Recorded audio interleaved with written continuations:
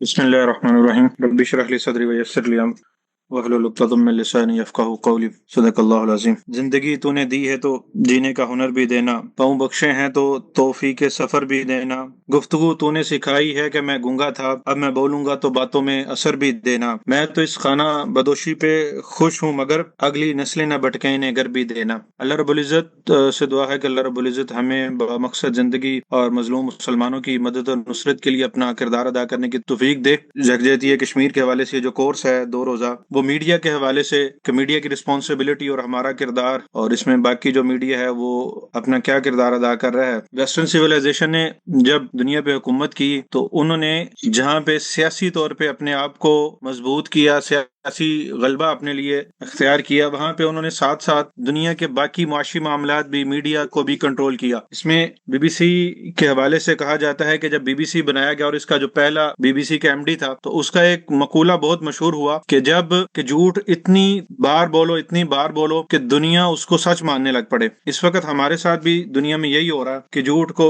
इतना ज्यादा बोला जाता है, मीडिया में इतना ज्यादा बोला जाता है कि बाद में अवामुन नास के वो लोग जिनका कोई नजरिया और सोच फिक्र नहीं होती या किसी तहरीक के साथ मुंसलिक नहीं होते और जमीनी हकायक उनको मालूम नहीं होते, वो उस प्रोपोगंडे का शिकार हो जाते हैं और प्रोपोगंडे का शिकार होकर वो गलत सिमत की तरफ उनका सफर शुरू हो जाता है। एक बड़ा मशहूर वाकया है कि जब बैतुल मुकद्दस जो है वो यहूदियों के कब्जे में गया, तो उस वक्त मुस्तजहर बिल्ला खलीफा थे, तो जुम्मे के खुतबे के लिए वो मस्जिद में आए। अब जुम्मे के खुतबे के लिए जब वो मस्जिद में आए तो मस्जिद में आके खड़े हुए तो ऐन उनके सामने मजमे के अंदर से एक साहिब ने, अब वो रमजान था, रमजान के महीने में खाना शुरू कर दिया। जब रमजान के महीने में खाना शुरू कर दिया तो लोग जो थे वो तो गुस्से में आ गए और उन्होंने पकड़ा और मारना शुरू कर दिया। तो जब वो बुजुर्ग चीखे और चिल्लाए, उन्होंने कहा कि मैंने तो सिर्फ और सिर्फ आपके सामने यहाँ रमजान रोजे की एक बेहुरमती की है और खाना शुरू किया है, लेकिन हालात ये हैं कि इस वक्त बैतुल मुकद्दस जो है वो सहूनियों के कब्जे में और नसारा के कब्जे में जा चुका है और हम यहाँ बैठ के बिल्कुल ही बेफिक्र और अपने अपने कामों के अंदर मशगूल हैं। असल सबसे बड़ा काम जो है वो तो ये था कि हम उनकी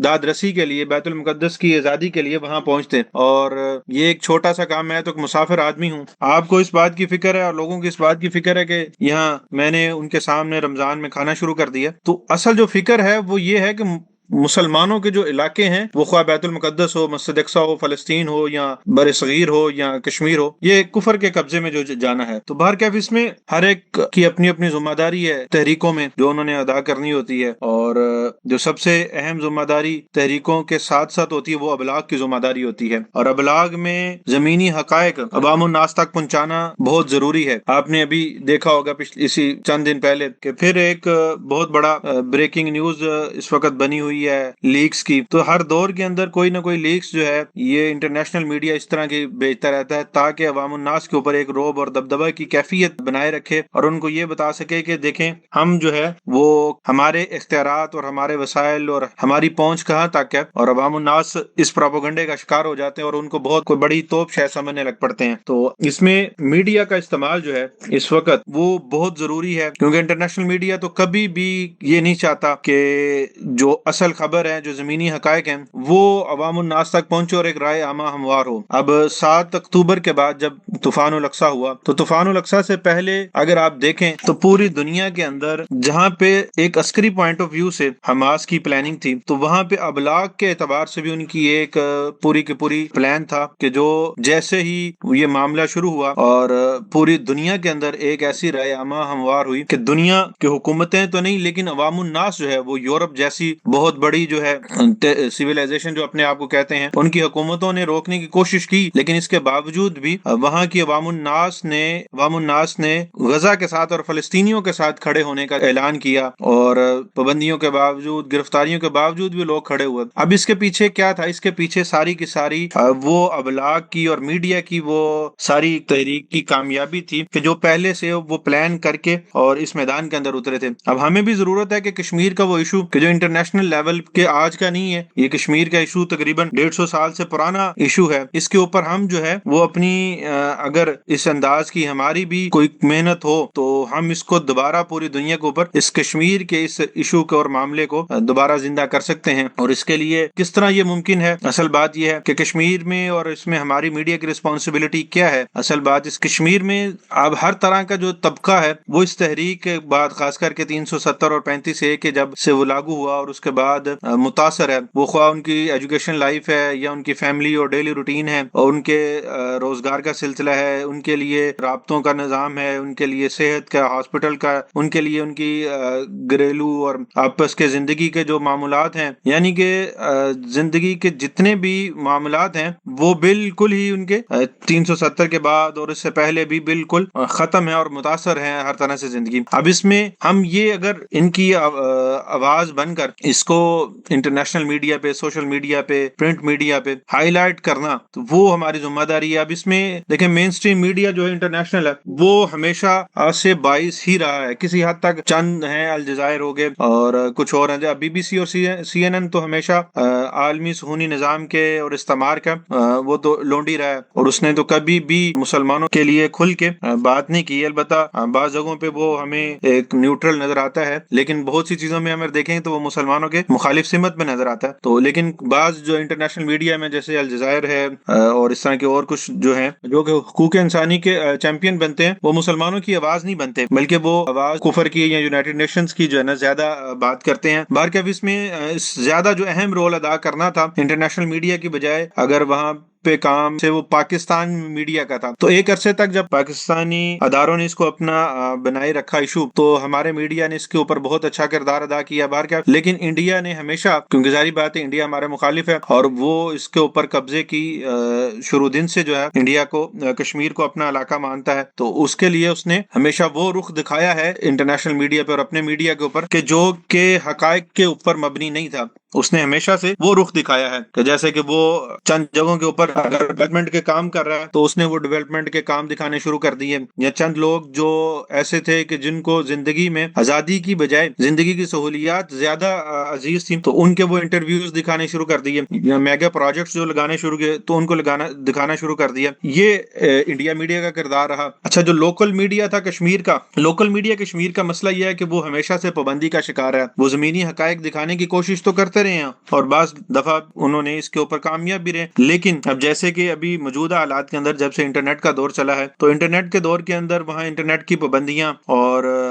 بہت سی اس طرح کی پابندیاں ان کے اوپر جو لگنا، یہ لوکل جو کشمیری میڈیا ہے تو اس کے اوپر، یہ جسے ہم الیکٹرانک اور پرنٹ میڈیا کی بات کریں ابھی تک، تو یہ لوکل کشمیری میڈیا کے اوپر یہ مسئلہ رہا ہے۔ لیکن اب جب سے سوشل میڈیا آیا ہے تو سوشل میڈیا نے کچھ نہ کچھ کافی حد تک اس معاملے کو حل کیا ہے اور جو اصل زمینی حقائق ہیں وہ ہم تک پہنچانے شروع کر دیے ہیں، لیکن اس کے لیے بھی اس کے اوپر بہت زیادہ محنت کی ضرورت ہے۔ البتہ کہ ہم تحریک کے اصل جو ہے اثر رخ کے اوپر تحریک کو کھڑے کرنے کے لیے جو کشمیر کے زمینی حقائق ہیں، جو کشمیر کے اصل معاملات ہیں، کہ جو وہاں کے کشمیریوں کی رائے ہے، اس کو انٹرنیشنل میڈیا تک ہائی لائٹ کیا جائے۔ اب سوشل میڈیا کی طاقت کیا ہے کہ یہ 2010 کے اندر عرب سپرنگ کی بات کی جائے تو 2010 کی عرب سپرنگ میں جو عرب کے کئی ممالک کے اندر حکومتیں تبدیل ہوئیں، تو اس کے پیچھے جہاں پہ اگر ہم بات کریں تو انٹرنیشنل طاقتیں تھیں، لیکن اس سے جو رائے عامہ اصل ہموار ہوئی اور جس سے وہ تحریکیں کھڑی ہوئیں تو وہ سوشل میڈیا تھا۔ سوشل میڈیا کی بنیاد کے اوپر وہاں پہ یہ سارا کام شروع ہوا۔ تو اب سوشل میڈیا کو اگر ہم دیکھیں تو ہمیں اصل میں اس میں چیزوں کو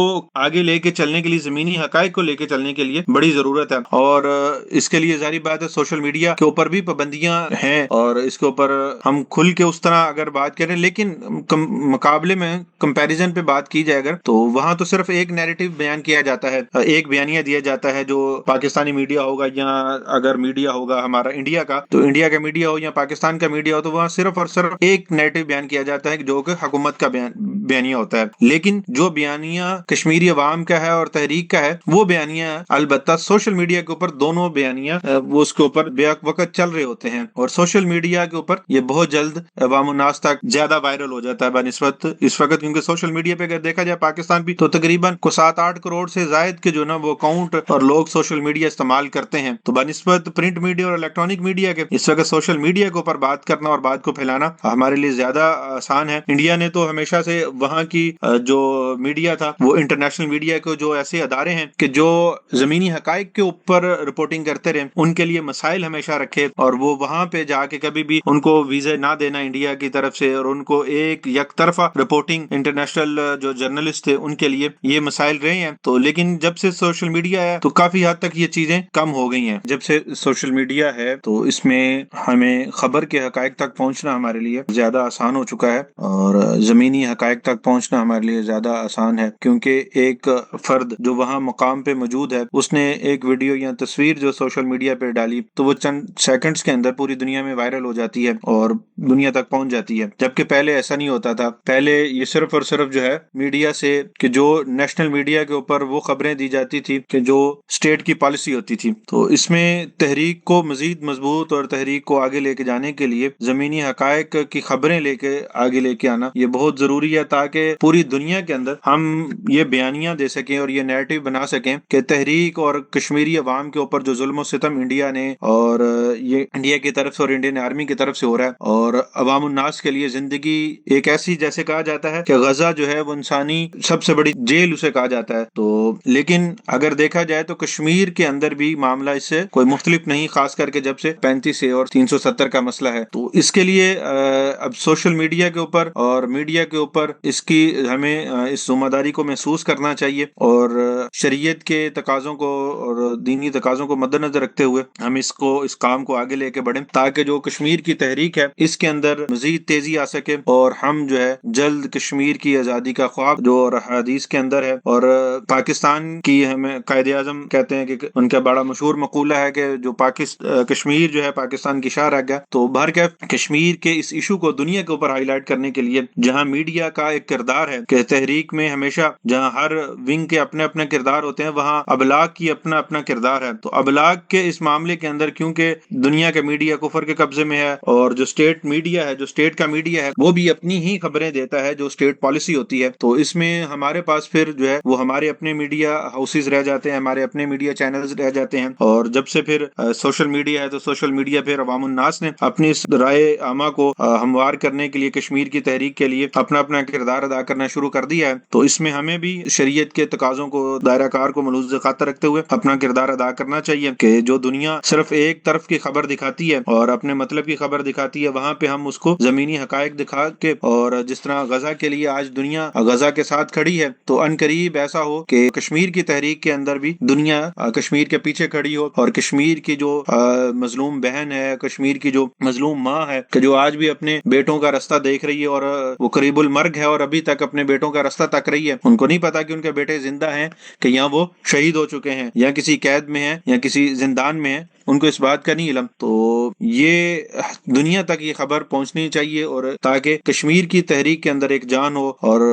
عوام الناس جو ہے کشمیر کی تحریک کے پیچھے کھڑے ہوں۔ بہرکیف اپنا اپنا کردار ادا ہمیں کرنا چاہیے۔ اس کے لیے آخری بات یہی ہے کہ آج کے اس جو سیشن کا آخری جو بات ہے کہ میں اس پہ ہم اپنے کردار اس تحریک کی مضبوطی کے لیے اور آگے اس ایشو کو غازی بابا کے ساتھی جو افضل گورو شہید رحمۃ اللہ کے ایک مکتوب سے اور ایک ان کی تحریر سے کرتے ہیں انشاءاللہ۔ ڈاکٹر افضل گورو شہید رحمۃ اللہ علیہ اپنی کتاب جو آئینہ میں لکھتے ہیں کہ دنیا بھر میں جو موجودہ دور میں عالم دنیا میں خصوصاً مسلمان ممالک میں جو مختلف تحریکیں مختلف سطح اور شعبوں میں کام کر رہی ہیں، یہ تحریکیں چاہے علمی ہوں، فلاحی ہوں، سماجی ہوں، تبلیغی اور دعوتی ہوں، یا سیاسی اور عسکری، جب تک ان کا سرچشمہ دین الہی اور مقصد ہدف حق کی دریافت اور حق و انصاف کا قیام نہ ہو تو ان کا اعتبار نہیں کیا جا سکتا۔ جس فرد، جماعت اور تنظیم کا تحریکی مزاج قرآن و سنت کے مطابق عملی طور پر جاری و ساری ہو، وہ امت محمدی صلی اللہ علیہ وسلم کی اس جماعت کا حصہ ہے کہ جس کی پیشین گوئی حضور نبی علیہ الصلوۃ والسلام نے کی کہ میری امت میں ایک جماعت حق پر قائم رہے گی یہاں تک کہ قیامت آ جائے گی۔ یہ جماعت صفات اور عملی کردار کے ساتھ پہچانی جائے گی، اور اس جماعت کی وابستگی اور تعلق قرآن و سنت، رسول اللہ صلی اللہ علیہ وسلم اور خلفاء راشدین کے طریقہ کار سے رہے گا، اور یہ جماعت کسی خاص نسل، خطے، نظریہ، مسلک کی پابندی ہوگی، بلکہ صفات اور اعمال اور کردار کے ساتھ اس کا وجود دنیا میں قیامت تک رہے گا، اور مومن آدم، نوح، ابراہیم، موسیٰ، عیسیٰ اور محمد صلی اللہ علیہ وسلم کے خاندان کا فرد مقصد ہے، اور اہل ایمان کی جماعت یہی ان کے انبیاء کے مشن کو آگے لے کے جائے گی۔ تو اسی دعا کے ساتھ کہ جیسے اب دنیا کے نظام جو ہے، عالمی نظام، امریکہ وہ اپنی سروائیول کی جنگ لڑ رہا ہے، کہ ایک وقت تھا کہ نیٹو اور امریکہ اکٹھا چل رہا تھا، اور آج امریکہ اپنے سروائیول کی جنگ لڑ رہا ہے۔ تو انشاءاللہ وہ وقت بھی آئے گا کہ جب کشمیر کی تحریک جو ہے نا، کشمیر کو آزادی ملے گی اور انڈیا اپنے سروائیول کے لیے ترسے گا انشاءاللہ۔ اس کے لیے ہمیں اپنے اپنے جگہ پہ رہتے ہوئے کشمیر کی اس تحریک کے اندر کردار ادا کرنا ہے، اور وہ کسی بھی ابلاغ کے طرز کا، وہ تحریکی ہو، تحریری ہو، وہ زبانی ہو، وہ اخلاقی ہو، ہمیں اپنا کردار ادا کرنا ہے، تاکہ ہم مظلوم مسلمانوں کے لیے، جس کے لیے قرآن پاک کہتا ہے کہ وَمَا لَكُمْ لَا تُقَاتِلُونَ فِي سَبِيلِ اللَّهِ، کہ اے ایمان والوں کہ تمہیں کیا ہو گیا کہ تم مظلوم مسلمانوں کی مدد و نصرت کے لیے کیوں نہیں کھڑے ہوتے، ان کے لیے کیوں نہیں قتال کرتے۔ تو ہمیں اس قتال کے پیچھے، اس تحریک کے پیچھے کھڑا ہونا ہے، اپنے ہر طرح کی صلاحیت کو لے کے۔ جب اللہ رب العزت نے مظلوم مسلمانوں کو یہ اجازت دے دی ہے کہ وہ اپنے حق کے لیے کھڑے ہوں اور لڑیں، تو ہمیں ان کی پشت پناہی کے لیے ہر سطح پہ جانا چاہیے۔ تو اسی دعا کے ساتھ کہ اللہ رب العزت ہمیں اپنا کردار ادا کرنے کی توفیق عطا فرمائے، اور مظلوم مسلمان جو ہیں کشمیر کے، وہ جلد آزادی کا سورج انشاءاللہ دیکھیں گے۔ اور اس دعا کے ساتھ کہ اللہ رب العزت ہمیں اپنے اس دین کے لیے اور دین کے نفاذ کے لیے اور مظلوم مسلمانوں کی مدد و نصرت کے لیے ہمیں بھی قبول فرمائے۔ اللہ رب العزت عمل کی توفیق عطا فرمائے۔ جزاک اللہ، شکریہ۔